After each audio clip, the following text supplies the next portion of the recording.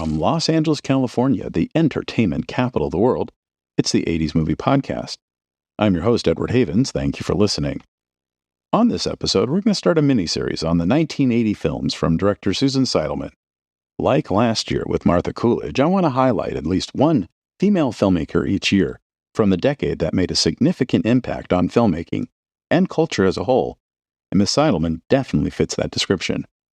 While most of the film world knows her from her second film, the wonderfully quirky and charming Desperately Seeking Susan, which we'll talk about on our next episode, today we're going to take a look at Miss Seidelman's first movie, the quirky but definitely not charming 1982 film Smithereens. But as always, before we get to Smithereens, we're going to go a little further back in time, to December 1952, when Susan Seidelman was born in the Philadelphia suburb of Abington, where she spent the first 18 years of her life. After graduating from Abington High in 1969, she thought she was going to be a fashion designer, attending Drexel University in Philly. Minoring in, quote, the arts, unquote, she would take a film appreciation elective class where she would, like many her age in the early 1970s, discover the films of Ingmar Bergman and Jean-Luc Godard and Francois Truffaut, and, like many her age in the early 70s, she decided she'd rather be a filmmaker. She would finish her studies at Drexel before moving on to New York University's film school in 1974, and 2 years later, she would write and direct her first project at NYU, a 24-minute short called And You Act Like One Too, about a married woman who, on her 30th birthday, decides to be unfaithful to her husband for the first time, and picks up a strange hitchhiker who helps her conceptualize her values. Seidelman and the film would be nominated for a 1976 Student Academy Award, as well as a Gold Hugo for Best Short Film from the Chicago International Film Festival. After graduating from NYU with an MFA in filmmaking, the class before Jim Jarmusch, Seidelman would make a second short film, Yours Truly, Andrea G. Stern, about a teenager who documents her recently divorced mother's relationship with a new boyfriend who has just moved into the house. Two of the stars of And You Act Like One Too, Gillian Frank and Billy Wine, would also star in Yours Truly. The film wouldn't get as much attention in the world as her first, but it would open doors for her that would lead to her first feature film. Seidelman had come up with the concept for Smithereens during the heyday of the 1970s New York City punk scene, which by the end of the decade was starting to shift to the West Coast. Along with future Oscar-nominated screenwriter Ron Neiswander, writer of the 1993 Jonathan Demme film Philadelphia, Seidelman would write about a young woman named Wren, who runs away from her home in New Jersey in order to become a figure in the New York City punk scene. Except she's a few years too late, as Los Angeles had already overtaken the Big Apple as the epicenter of the American punk scene.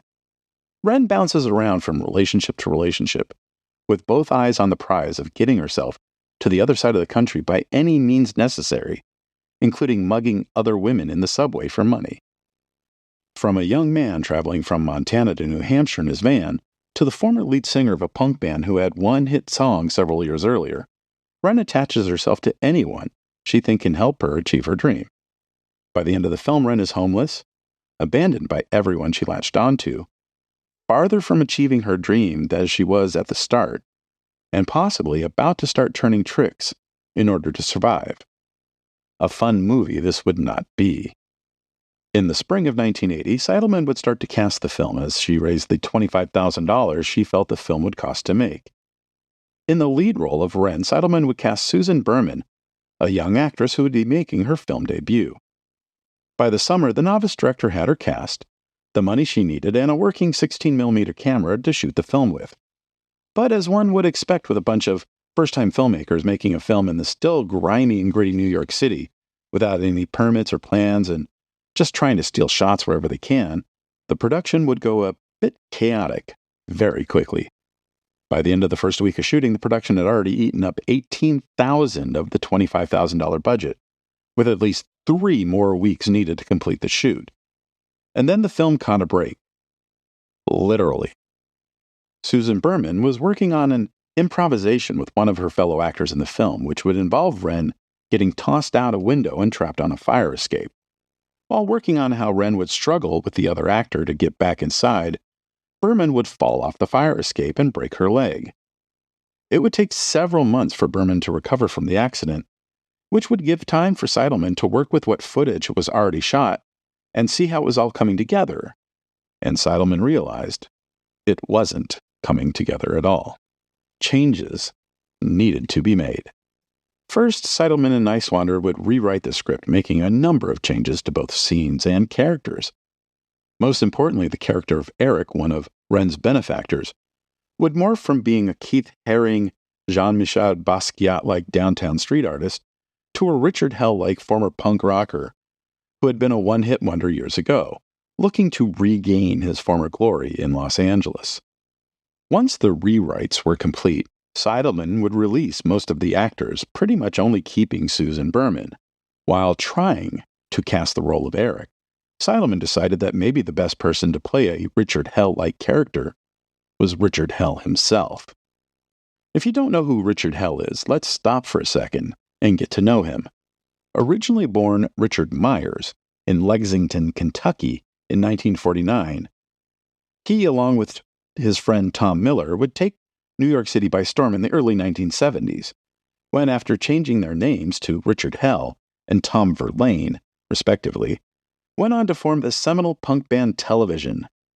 Not only did Television inspire an entire generation of young musicians around the world, not only did they help turn CBGB's, originally a live venue for country and bluegrass artists, into the epicenter of the first wave of American punk rock, but it was Hell who would introduce many of the staples of punk rock attitude in clothing and appearance. The ripped clothing kept together by safety pins, the spiky hair, the writing all over your jeans, that was all Richard Hell. Once best friends, Hell and Verlaine would split when it came time to get ready for Television to start recording their first album. Although they had written many of Television's songs together, Hell was displeased with the direction Verlaine wanted to take the band. Hell would leave Television in early 1975 and start his own band, Richard Hell and the Voidoids, whose drummer, Mark Bell, would soon be recruited to become Marky Ramone in the Ramones. The Voidoids would only record 2 albums in the 1970s, neither of which set the world on fire. But they would yield the song Hell would become most associated with, Blank Generation. By 1980, Richard Hell was getting tired of the music business and wanted to become an actor. His first film, which he co-wrote with German filmmaker Uli Lamel, would be called Blank Generation and would see Hell share the screen with future For Your Eyes Only co-star Carol Bouquet as lovers who constantly break up and get back together. Okay, so Susan Seidelman has friends who know Richard Hell, and sure enough, Hell was interested in acting in this little indie movie. And because the exposure was important to him, he would take almost nothing monetarily for his work. By now, Seidelman had set a better budget for the film, $80,000, some of which would come from investors who Seidelman was able to screen a rough cut of the already shot footage for, and some from a small inheritance left to her by her grandmother, who wanted to see Susie to achieve her dreams. Production would resume in early 1981 for another 6 weeks of shooting, and would finish up on schedule and, more importantly, on budget. Seidelman would spend the remainder of 1981 holed up in her apartment, editing the movie by herself on a Steenbeck flatbed editor.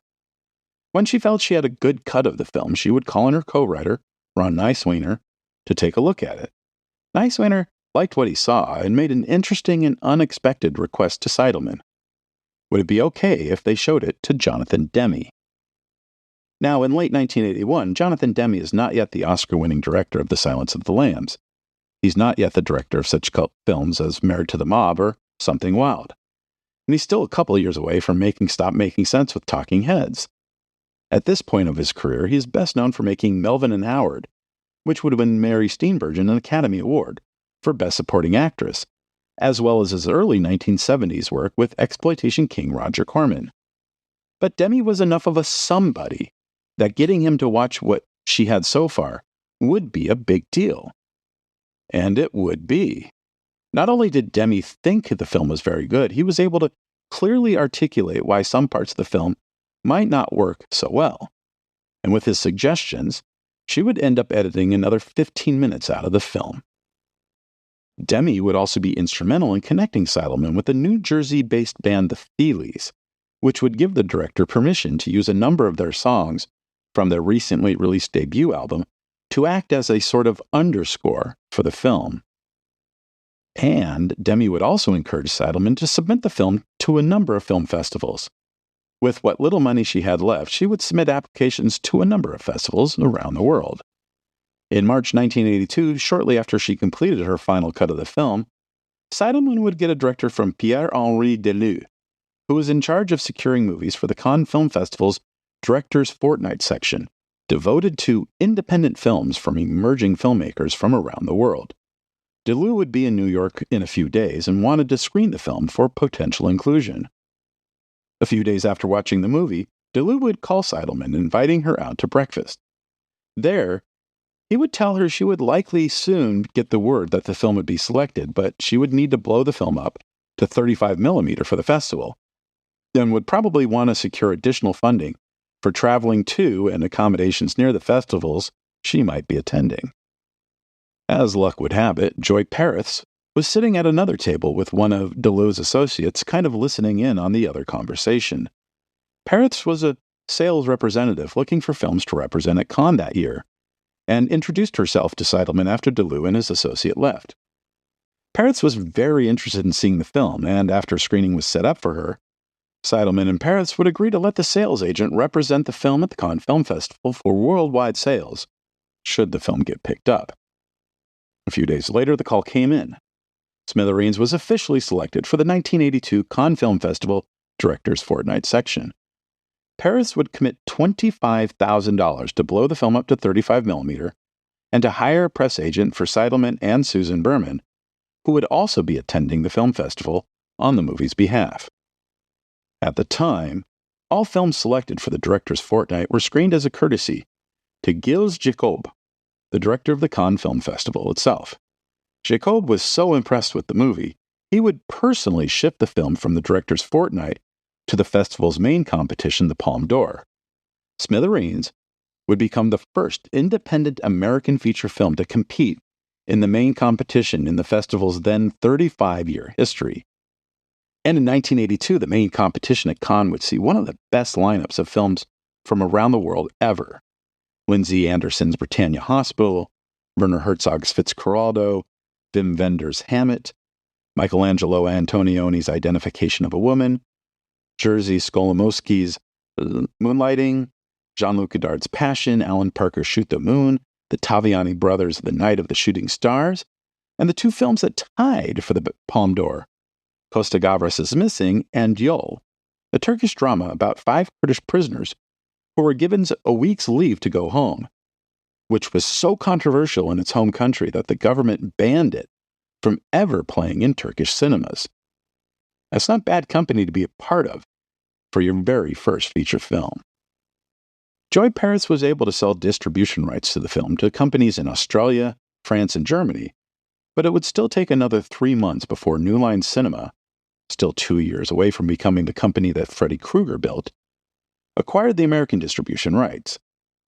New Line was able to secure the Waverly Twin in Greenwich Village, near where much of the movie took place, to open the film on November 19th.